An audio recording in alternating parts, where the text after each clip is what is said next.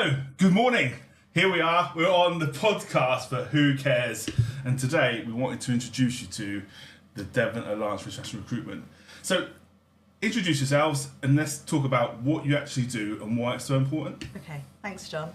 Hi everyone, my name's Laura Travers.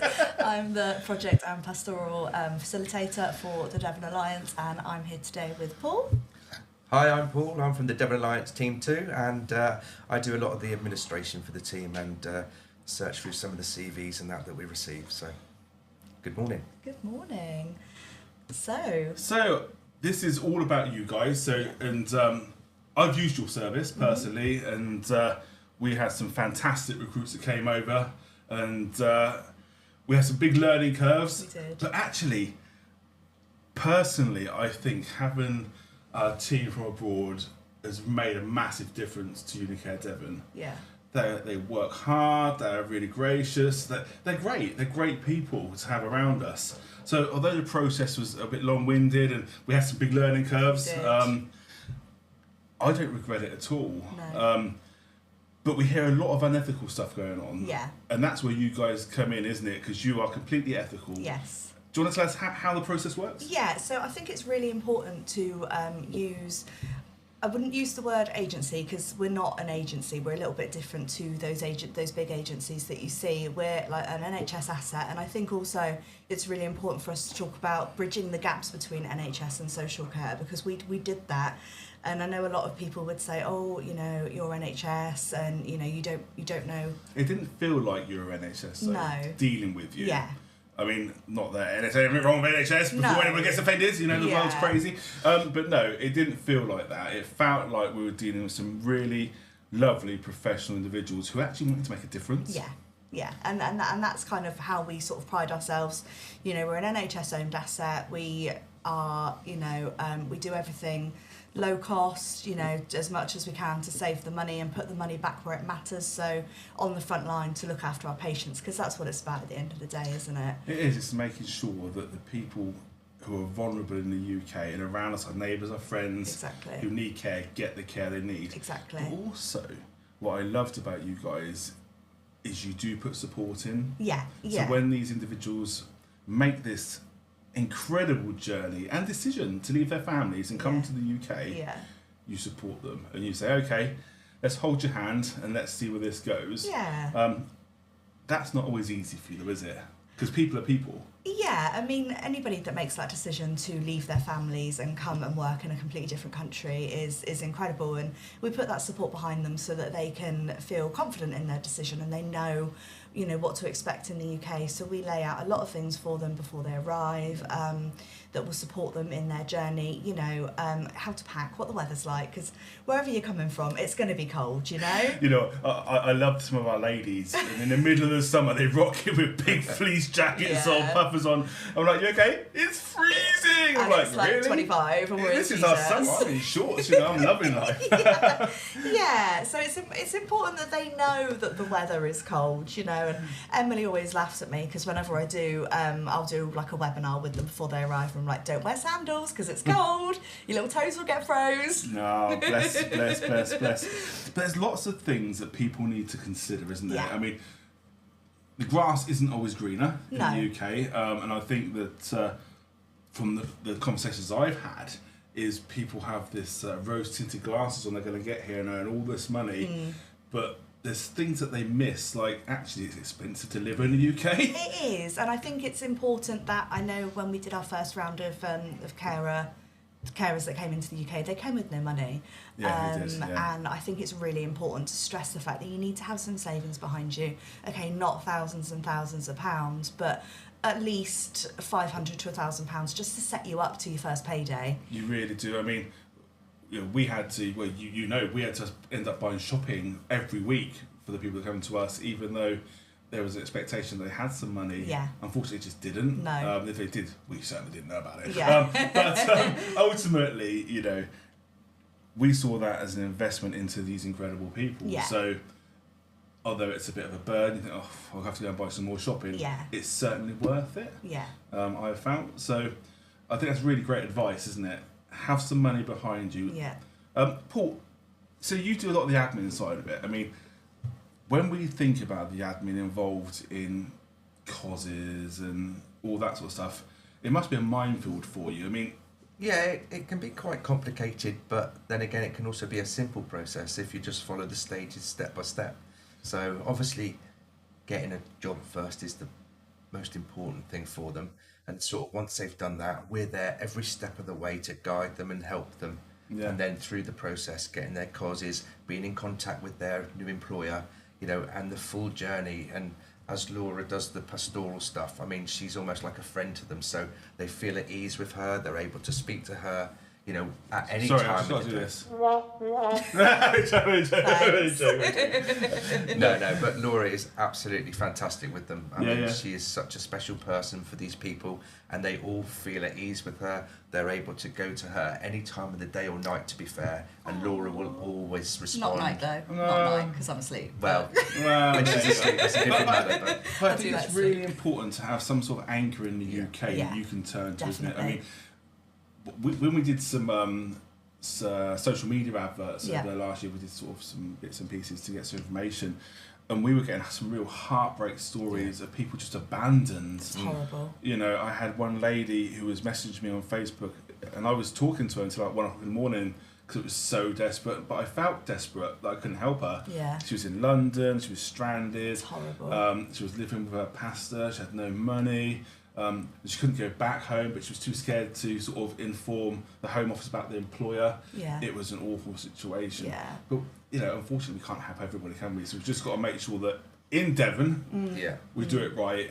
And, you know, if we want international recruits, we come to you guys and say, look, how can you help? Yeah. What's the process for an employer to bring somebody over? And then sit down with you and think that through sometimes. So I think even as an employer, we don't always think it through. No. You know, it's really easy, isn't it, for an employer to say, I need some staff, I need to have some capacity to look after people. I'm just going to employ someone from abroad. It's a commitment. And it's a commitment. And actually the compliance that's behind it is massive. And if you do it wrong, all that work you've put in, all that investment's gone. The compliance is new-ish, isn't it? Oh, it's to me, it's completely new. Yeah. So if you've never done international recruitment before, the learning curve is sort of like that. Quite steep. But I think the trouble is, over the past couple of years, we've had lots of people, employers, go to solicitors and things and say, okay, well, they'll do your license for you for free. Next thing you know, people turn up and they're working for you. And you think, oh, that's great. I've got staff. I can take some more business on. And then and it's the Home Office saying, okay, show me their files. What have you got in place? What have you got in place? Are you complying with everything we've said? And if you've got one thing wrong, they take it all away. They just literally say... Take your licence away? Yeah. Take your licence away. Instantly. Wow. They don't even have to tell a local authority. They don't have to. So there's a big thing in the background saying, well, as we're talking about people's safety here, the international recruit safety and the client safety, someone needs to communicate here, guys. Yeah. We've seen it where people have had 300 international recruits and they've made one mistake and they've come in and suspended their licence or revoked it, and of course that's instantly sent to staff home. Yeah, that displaces them all, doesn't it? And then That's all displaces. 300 staff displaced. I've known that. Yeah. So then they're sat there Wow. going, right, I've got no work, I've got no money, I've got 60 days to find something else, and the company's saying, I've got 200 clients that I can't look after. The client's saying, where's my care? And of course, you can sort of then say, well, I'm going to challenge this. But even the challenge will take you months and months and months. By the time you've gone through that process, you've lost it all anyway. Is it 60 days for the care workers? Say for the care workers, and it could take 3-6 months for the company to try and fix that problem. Gosh. So you can't afford to mess it up. No. So do you get involved with the compliance stuff, really? Just for clarity. Not really. I would have thought that is where the ethical recruitment kind of comes into it. You know, not specifically the compliance, but knowing, you know, the government and how they've obviously set this ethical recruitment standard up, and we comply to that, which is sort of like our tick box. We do, if a client like yourselves would come to us and say, I need this, this and this, we would work specifically to their specifications. But I don't specifically know the compliance. I'd love to learn a little bit more about it. Would you? Cool. I mean, let's just do like a crash course, maybe an hour, to learn like a 300-page booklet. It's so funny because we did some great training beginning of the year with Lisa Mulholland. Lisa's great. She's absolutely fantastic. But we put on 6 full days of training for people to come for free. Yeah. Now, my team from Unique Health, their office team, they went to every single one of them. Yeah. And at the end of it, they were still asking questions. Yeah. So it's that in depth that you can still make mistakes. And I had a couple of people from different agencies at the very last minute phone and go, do you know what, I've just been on a 45-minute webinar. I'm fine. I'm done. I'm all right. I know what I'm doing. Yeah. I'm like, okay, well, my team have been on 6 days. And there's still questions. So you have to be really careful because ultimately it's your company. Yeah. It's your income for your family. It's these people's jobs, their livelihood, and often these people have borrowed money to get here, and they've got to pay these people back. Exactly. Yeah. So you're affecting hundreds and hundreds of people, aren't you? And they often, they feel that if they haven't paid that money back, so say if I borrowed a lot of money to be able to come here, and I'm then, displaced because they haven't got those hours for me anymore. Yeah. I don't want to go back and face the person that I owe a lot of money to, Not without any money in your hand. No, definitely not. It's a scary process. No, well, the lady who I was talking to in London, she was saying that she had literally basically cleared out her family to get here. So it's having an effect on the whole family, not just her. Not just positive, but negative dad, as well. Granddad, everyone had given them money to get here. Yeah. And then she was getting like 2 hours a week work or something. I think that is why it's so important where the ethical recruitment comes in, because there's two sides to the ethical recruitment. There's the WHO and the UK government list. WHO. What's that mean? World Health Organization. Okay. So the World Health Organization and the UK government have this list of countries that it's unethical to recruit from.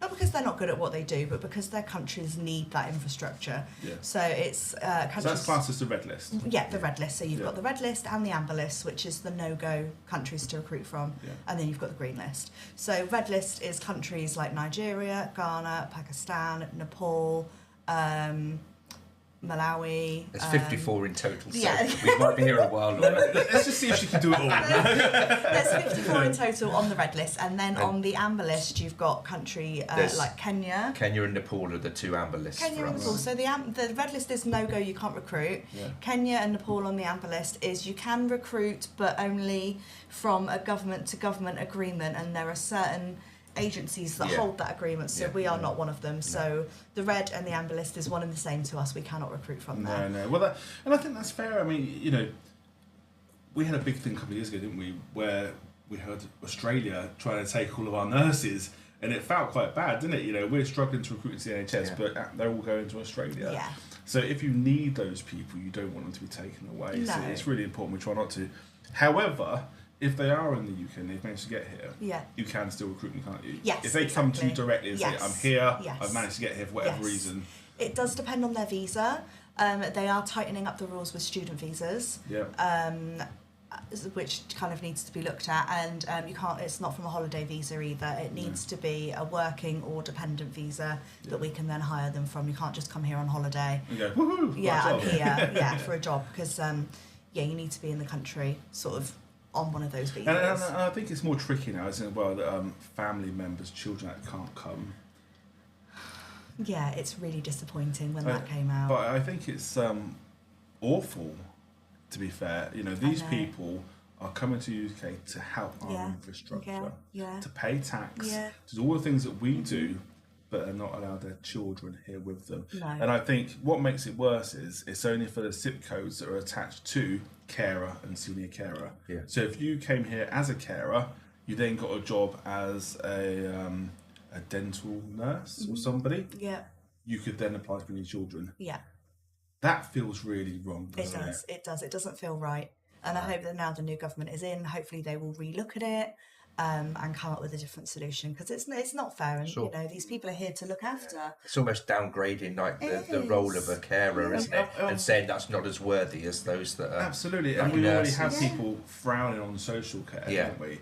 So Yeah, I'm with you. I think it's not doing us any favours, and it's not doing them any favours either. No. I mean, I was talking, was it last week or the week before, to an employer in Plymouth, and they've had somebody working for them under a student visa. That student visa's now ended. They want to get a working visa, even though they've been here for I don't know how long, and their kids are here. Because their visa's running out, I've got to apply for a new visa. They now need to send their children home. And that's the same. All go together, right? Yeah. Because they're migrating onto a new visa, and even though they've been here already, it's after the deadline. So it depends, can't it? So unless their husband gets a job outside of care or a different zip code, they're now in this position where they're going, right. Yeah. And I tell you now, I wouldn't be sending my children anywhere. Yeah. Could you imagine? No, I couldn't. No, it's wrong. It's wrong. It is wrong, and I do hope that it's relooked at again. Yeah. Anyway, on a more positive note, if somebody wants to get hold of you, so if you're abroad, if you're in the UK, if you're an employer, how's the easiest way to get hold of you guys? It's important to sort of say that although our name is the Devon Alliance, we are sort of branching out outside of Devon, so we are sort of supporting people not just in the Devon area. So if any employers want to get in touch with us that are outside of Devon, in Devon, and people that are sort of job hunting, our website is the best place to get hold of us, which is devon-alliance.com. Devon-alliance.com. Yeah. That's quite a mouthful, isn't it? No. We used to have, what was it before? Global NHS Jobs something. It was awful. I can't even remember it now. Why do we have these anchor associations? You know, like local authorities also have these email addresses, which is about 500 letters long. Don't. That makes no sense. No. At Devon or at Plymouth or whatever. Yeah. And you think you keep on sending the same email and it bounces back. It's wrong. It's wrong. Oh, because you get the name wrong. You get the name wrong, yeah. Basically, dyslexic, you just can't spell, so you just keep sending it until it eventually goes through. To someone will pass it on. Yeah, someone will get it back to you at some point. I laugh because when I first went to NHS Mail, I kept on getting emails from everybody to do with John Powell, because there's so many of us on there apparently, and I kept on getting this GP from Scotland going, please tell all these people I'm not you. I'm being spammed. I do remember once when I first started working at the NHS, gosh, a long time ago, someone did a reply to everyone in the NHS, and that is hard to do and embarrassing. That's quite impressive. Especially when you say I'm stuck in the loo, keep doing toilet roll. I mean, that's not good, is it? I can't remember what it was now, but it was definitely sensitive information, so not good. Anyway, so on that note, should we call this one a day? Yes. And if you do want to get hold of this amazing team, do look at the website. One more time, what is it? Devon-alliance.com. Devon-alliance.com. Or our email address is devonalliance, all one word, @nhs.net. Okay, so we'll shove that in the links so somebody can just click it, and we'll do some of that pointing down linky stuff. Thanks for your time. That's been great, and see you again soon. See you soon. Thank you very much. Thank you.